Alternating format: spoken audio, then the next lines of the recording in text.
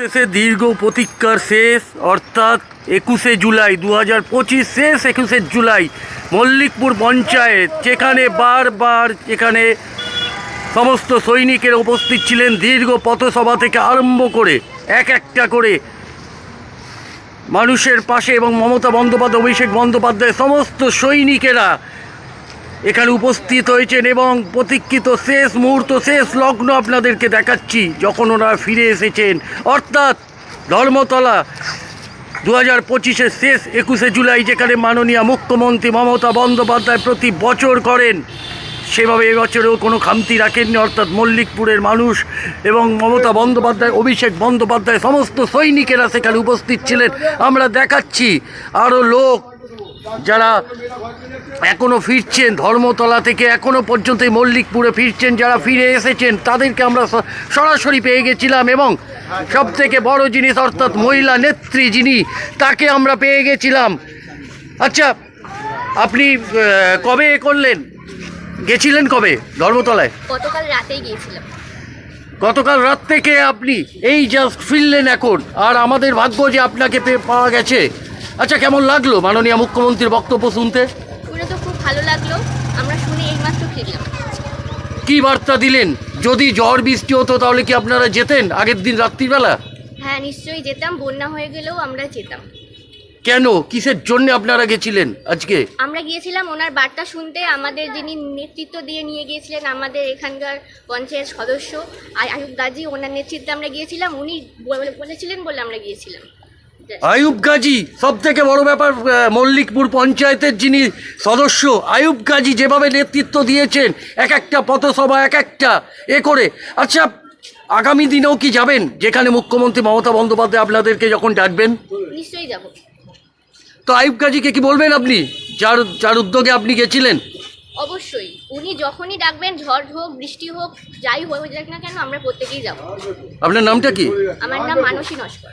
মানসী নস্কর মহিলা নেত্রী, অর্থাৎ মল্লিকপুর পঞ্চায়েতে সরাসরি জানিয়ে দিলেন আজকে কেন বারবার, অর্থাৎ মল্লিকপুর পঞ্চায়েতের যিনি মেম্বার অর্থাৎ আয়ুব গাজী যতবার নেতৃত্ব দিয়ে যতবার উনি যেতে বলবেন সর্বদা উনি সব সময় মানুষের পাশে থেকে কাজ করবেন, কাঁধে কাঁধ মিলিয়ে, এবং সব জায়গায় উনি উপস্থিত হবেন। এবং আমরা কয়েকজন ছোট বাচ্চাদেরও পেয়ে গিয়েছিলাম। আচ্ছা, কেমন লাগলো আজকে আপনাদের এই ভাষণ বক্তৃতা শুনে?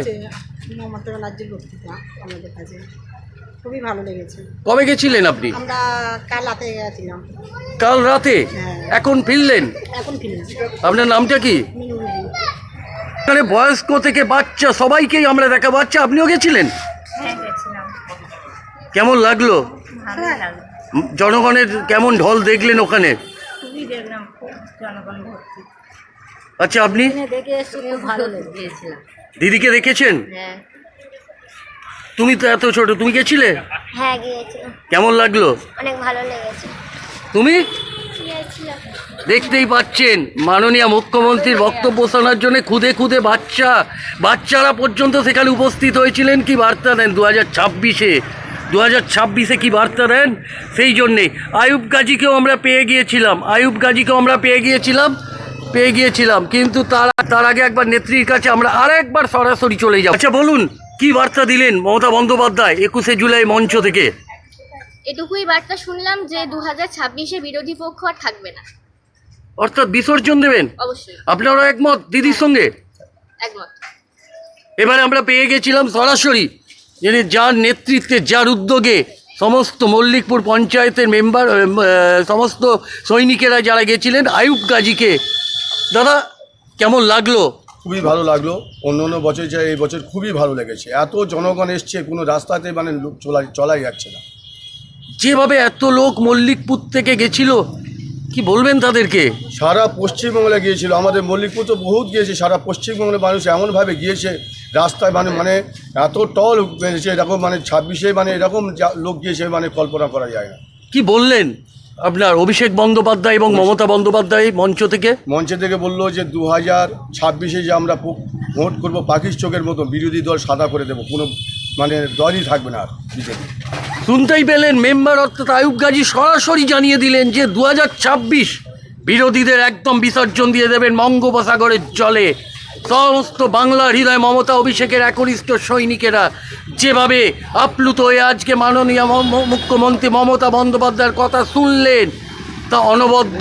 এখানে নেত্রীও দাঁড়িয়ে রয়েছেন, আমি সরাসরি সেই চিত্র আপনাদের সামনে তুলে ধরবো। তাই নজর রাখেন, প্রতিনিয়ত সংবাদ পরিবর্তনের চোখ থাকবে এই মল্লিকপুরের দিকে। আচ্ছা, কেমন লেগেছে আপনাদের? ভালো লেগেছে, আপনার ভালো। নাম কি? ইরফান। আপনার কেমন লেগেছে? খুব ভালো লেগেছে। এবং শুভেন্দু অধিকারী একবারে বলেছে যেখানে যেখানে তৃণমূল কংগ্রেস